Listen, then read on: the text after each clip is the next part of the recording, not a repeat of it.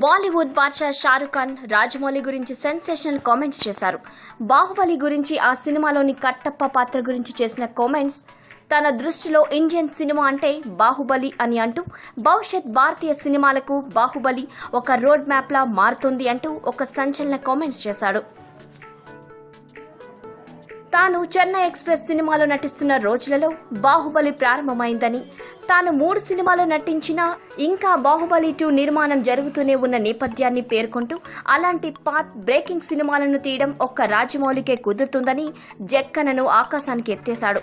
అంతేకాదు, అలాంటి సినిమాల్లో నటించాలని తనకు కూడా కోరిక ఉందంటూ రాజమౌళికి గ్రీన్ సిగ్నల్ ఇస్తున్నాడు షారుఖ్ ఖాన్. ఇదే సందర్భంలో తాను ముంబైలో ఉంటున్న తెలుగు రాష్ట్రాల ప్రజల సమస్యల గురించి తెలుసుకుంటూ ఉంటున్నానంటూ మరో ట్విస్ట్ ఇచ్చాడు షారుఖ్ ఖాన్.